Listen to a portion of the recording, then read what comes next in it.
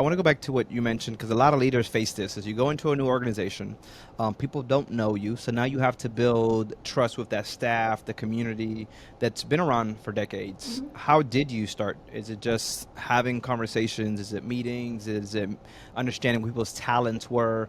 What was those first things you thought about? Okay, I need to really start to build just a rapport. I think the answer to that question is different for the residents, for residents' families, and for our staff. So for the residents, they want to know who I am as a person. Hmm. So providing or finding different ways to engage with the residents, whether it's the monthly kind of town hall meeting that we have. I have office hours. I have small resident gatherings that I do every quarter. Ultimately, they want to know who I am as a person, and it's important for me, that they know my family, and Hmm. my two dogs are regular visitors to Glenmeadow. But that's what they have as a priority. They assume that the board did a good job and hired somebody who can manage the balance sheet and manage the staff, but they want to know who I am as a person. I The love the that. staff, on the other hand, I think came to it from, is this a person that I'm going to want to work with? And again, transparency is incredibly important for any leader, and it's something that I take very seriously. And as much as I want them to know me as a person, they also need to know who I am as a leader. So I actually took a page out of some tech startups, um, and I put together a user's guide to Kathy Martin. And I framed it around, here are things that are important to me. Here are the values that I lead with. Here's what you can expect from me in terms of what the rhythms of my day usually are. What kind of communication methods do I prefer?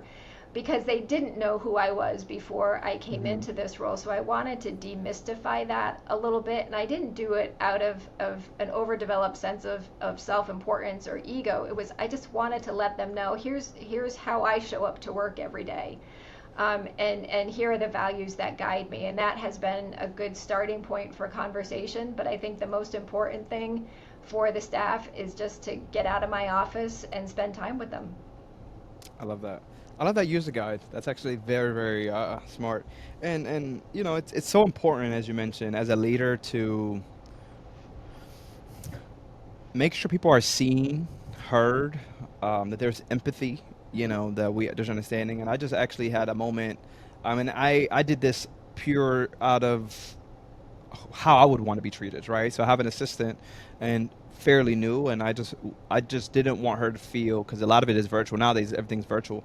So I said, hey, I want to make sure we have these conversations where we can see each other's faces because I don't want you to think that you're just of service to me. You're truly an asset. Without you, this doesn't happen, Absolutely. right? And just telling her like always, I'm always going to be honest. This is, and just kind of giving her all these insights, and even me being a coach for others and working with young adults, and she's young, she's 22 years old.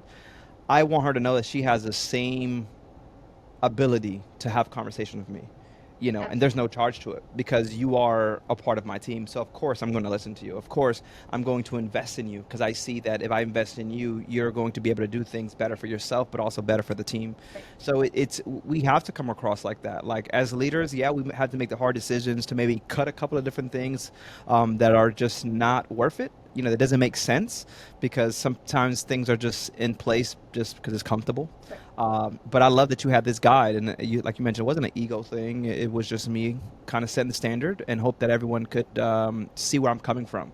So I love that. I love how you just created that. I'm Yeah. taking that, What by the way. one other thing that we did. I've been a fan of Clifton Strengths since about 2009, Mm. and coming in to Glenmeadow, I've introduced it to our staff as well as a tool to build self-awareness, as a tool for professional development, as a tool for communication. So we have about probably 35, 36 of our staff who have done Clifton Strengths, and we use it as a professional development tool. And it brings me back in some ways to my role as an educator because I can talk about how we use it as a tool to work better together. And it gives Mhm. me a chance to teach a little bit about it as well. And it's been a really interesting tool for us to have as a way to get to know everybody better, not just me. That's so good. Is there anything that you had to unlearn since stepping into elder care that's made you more of a human leader? Yeah, I think one of the things for me is that I don't need to do all the things. And coming out of a role as chief of staff in higher education, where doing all the things was pretty much my job. But I understand and recognize now very differently that me stepping in and doing something that another member of my team is more than capable of doing, or more than capable than me of doing, doesn't honor the trust I have in them.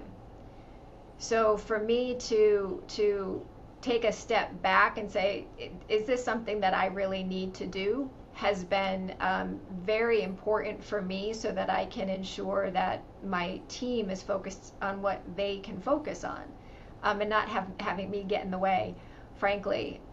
So that's a part of it. But I also think that I've been very open with asking for feedback, That's good. and that can be new for Hmm. some staff members as well. And I didn't really understand enough in the beginning how anxiety provoking that can be for staff who may not have ever been asked for their opinion before.